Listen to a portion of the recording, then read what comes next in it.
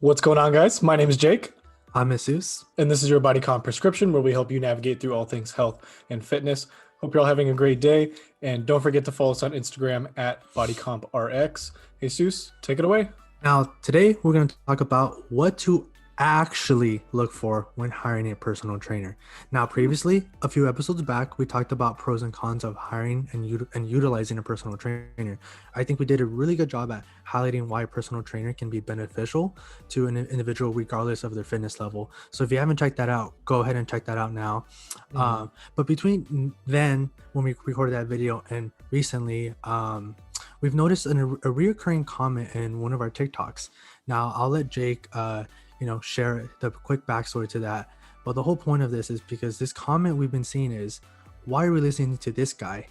He doesn't even look like he lifts. So, Jake, do you want to share that quick backstory? Yeah, sure. So, for those of you that don't follow us on TikTok, I'd recommend you do that.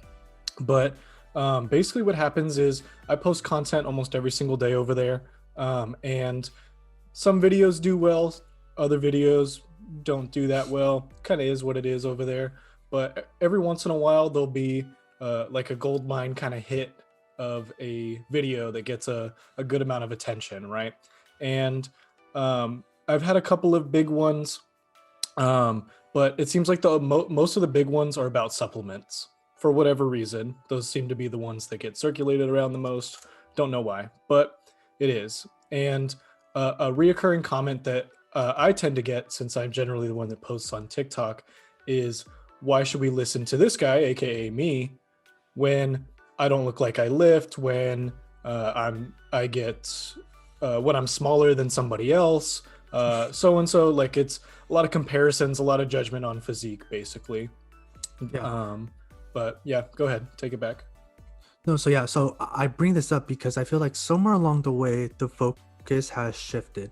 Instead of judging a personal trainer by their knowledge, certification, background, etc., many people tend to rely on what I call the eye test. This eye test is basically you judge a personal trainer by their physique, say, yeah, Yeah, this dude looks huge. I want to look like him. This is good enough. I'll hire or listen to this guy, or vice yeah. versa. This guy looks too scrawny. No way, I'm listening to this dude, right? Mhm. And I think this is an issue because I think most people have fallen victim to the idea that in order to train individuals or give out decent fitness advice, you have to look like Mr. Olympia, or at least the next Mr. Olympia, right, in the bodybuilding Yeah, world, or you have to exactly. have this sort of physique. Unfortunately, this has happened a few times, and I think I wanted to bring awareness to this because I think it goes back to the idea that some people may not know what exactly to look for in a personal trainer. I think they just simply do this eye test that I'm saying, Hmm. but they're not actually looking at things that matter. Yeah. And ladies and gentlemen, I'm here to say sometimes the biggest dude in the gym is the worst person you could go to for gym advice or ask anything as far as fitness. Mm. So what I want to do today, Jake, I want us to go over like things we want to look for and things we want to avoid when looking for fitness advice or looking to hire a personal trainer. Okay. But before that, let's go back to this whole like TikTok thing and the comment thing. um Hmm. why should a personal trainer's physique not matter?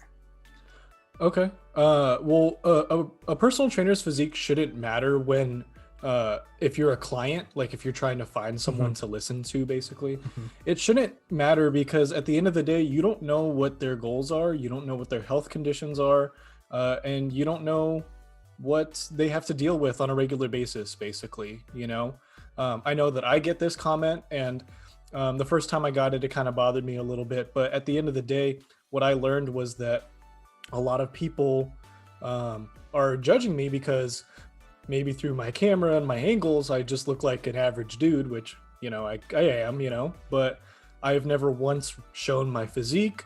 I've only worn Hmm. a tank top in a video out of like the 200 plus videos that I've made, maybe like twice, so a lot of people make these judgments on their eyes because obviously I understand, if I'm obese or out of shape or overweight, or you don't see me train or something like that, you can assume that like I'm unhealthy or something like that. Yeah. But yeah, you can only take that so far because again, I'm not walking around with a stamp on my forehead that says BS and exercise science.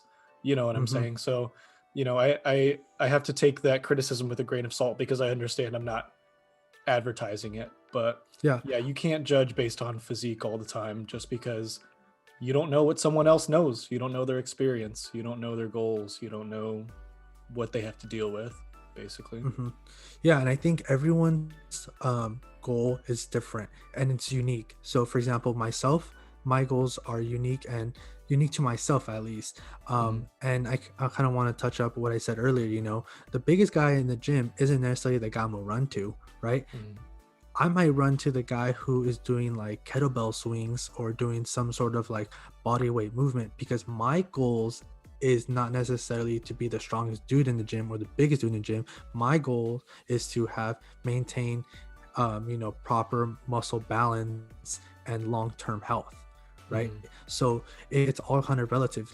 I'm not looking for the biggest dude in the gym to tell me, oh yeah, you should try this exercise, you should do this, because at the end of the day, I think someone's background and experience are very different and it could benefit you in different ways. Can you Definitely. agree? Yeah, definitely. Yeah. So now let's go back to like, what should you be looking for? I want to start off saying like, what are some red flags you should look for when you're looking for a personal trainer? Like, what are some things people should actually be concerned about? You can name a few. I'll Mm. start off. I'll start off Okay. one, just to give you some time. My first one, I think my first red flag is if there is no custom workout plan given.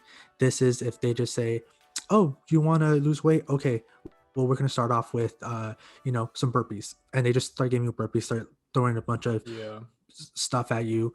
I think in a perfect world, a personal trainer would conduct some sort of comprehensive assessment of Hmm. yourself. Not only are they looking at your physical capabilities, your mental capabilities as well. So if they're not doing this to go above and beyond, I would say that's an actual red flag to look out for, Hmm. right? So that's my Yeah. number one. Yeah, definitely. That's really common. There's a lot of trainers who, again, make pass the eye test, and then Hmm. they go, "Oh, cool! I'm just gonna do whatever my trainer says. I want a nutrition plan. I want a workout plan. I don't care what it looks like. I don't care what my goals are. Just fit me into your mold, whatever it is." That Hmm. happens a lot to clients, and I think that's a terrible thing to do as a trainer. That's definitely a red flag. Um, for me, what I noticed, especially amongst like my colleagues, and I'm not trying to talk poorly about anybody, but because in a commercial gym, because that's where a lot of people get their trainers from, um, it's very sales based. So Hmm. there's a lot of people who really hold back on their what they're willing to offer as a trainer because they see it as more money. Which, yes, I agree, it's your job, and you gotta self moderate that a little bit. But I think a lot of people or a lot of trainers put their finances in front of their clients.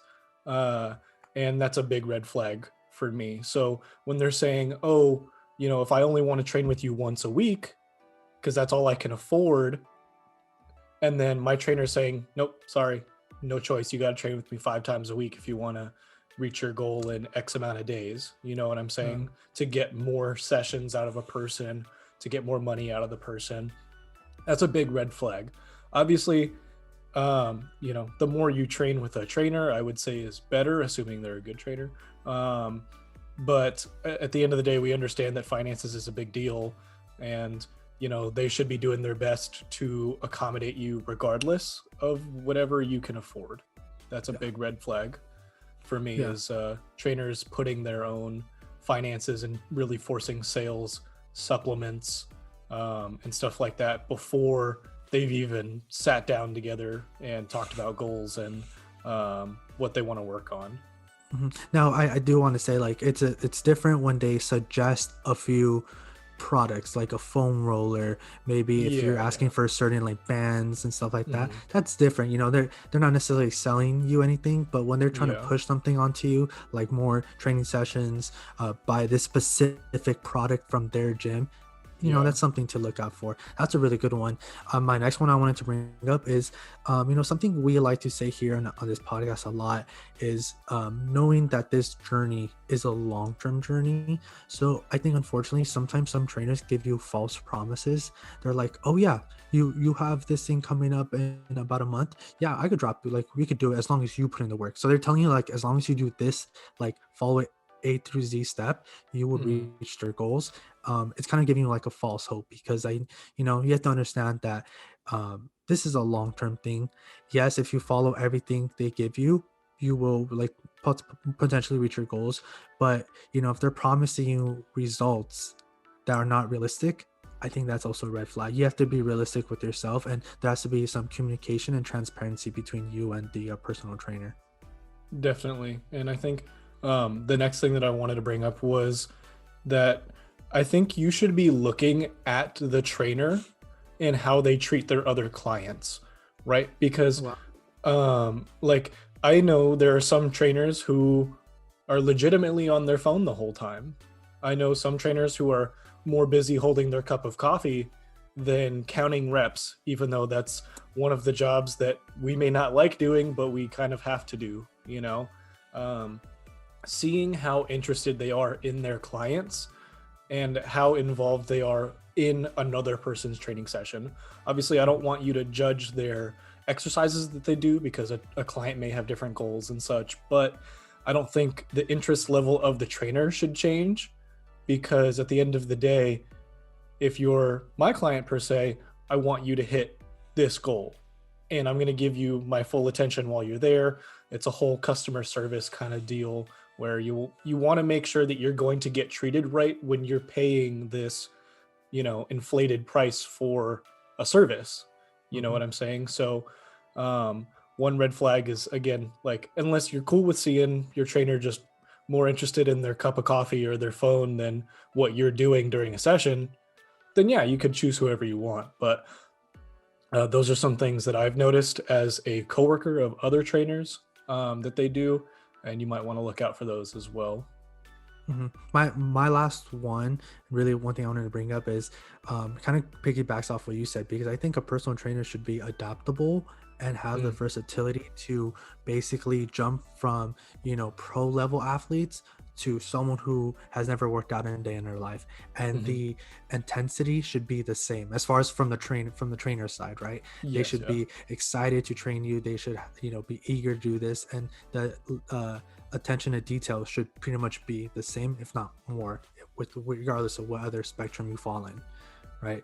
Did you have one more for red flags? I off the top of my head, no. I'm sure I do somewhere, but I don't want to like go off on a tangent and start ranting about certain things. So if I think of something, I'll let you know. So let's go and talk about like things, like good signs that you see from like personal trainers. I said earlier, when they don't have a custom workout plan, that kind of ties into also like something good. If they do test your range of motion, if they do test your 1 rep max, if they test your physical capabilities, as in like, oh, this person cannot do a push-up, or a pull-up, we're going to work on building up that natural core strength to get you to reach that goal, right? I think if they have that mindset, that's another really good thing. I think if you're looking for a personal trainer, you need to find someone that's well-spoken and understanding. Okay, those are two things I understand, so I'll try and go into it. But well-spoken, because one thing that I learned as a trainer from the very first day was that not everyone learns the exact same way, right? I'm sure every teacher that's listening is going to nod their head and say, I told you so, but it's very true. I can't use the same examples for this client as I do my other clients. Like, you have to be able to teach things in many different ways in order for your point to get across. So someone that's well-spoken is probably a good thing, because it also shows that they actually know what they're talking about. If they can teach the same thing 100 different ways, that's a good sign. You know what I'm saying? And then the second part of that being understanding is that you guys need to be on the same page. So if they take interest, the first thing that they should ask you is, what are you trying to do? And then that means, what are your goals?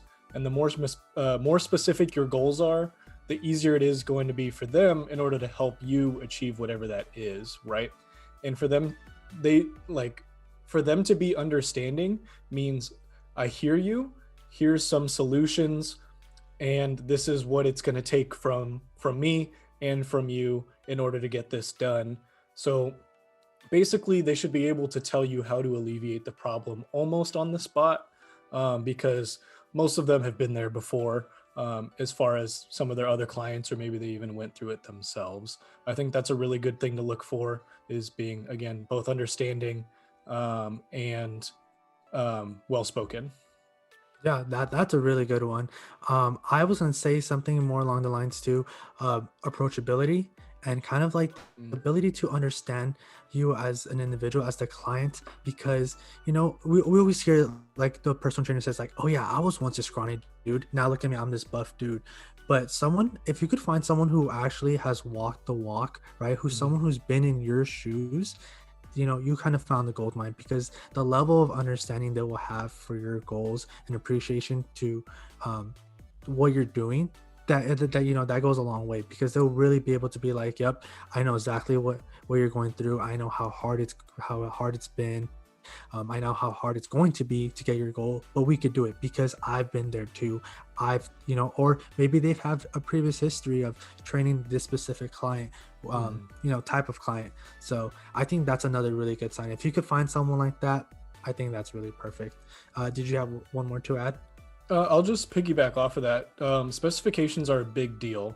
Hmm. Again, that's why we really emphasize understanding your goal and knowing what you want to do, because that's only going to make the process easier for you and finding a trainer that can actually help you, right? Like, I appeal to a lot of people because I'm the average dude, but I understand that not everyone wants to look at me for weight loss because I look like I have weight to put on. You know what I'm saying? So, um, not that I can't do that job, but there may be another trainer to my left over here that dropped 60 pounds, something like that. And that, again, is important to people, and making sure that you can find a trainer that maybe has actually been through what you're going through is going to be a good approach to take for looking for a trainer that can actually help you, because more specific they are, um, that means their experience is probably a little bit sharper in that area that you're trying to work on. Yeah, yeah, no, I think that's really good. Um, that's kind of like all I had for today. Did you have any last closing comments before I wrap it up? Let's see. I We think, we went over stuff that you should look for and that you shouldn't look out for mhm. trainers. Um, no, honestly, I think most trainers get this notion, or they have this stigma about them, that they're um, either like meatheads and don't know anything, or it's just like a service that no one can afford.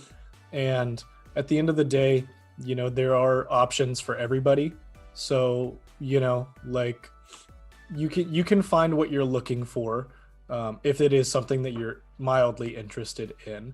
There will be well-spoken, smart individuals that want to help you, um, that don't confine you to a specific training program or nutrition plan, um, and that are really genuine about wanting to help you.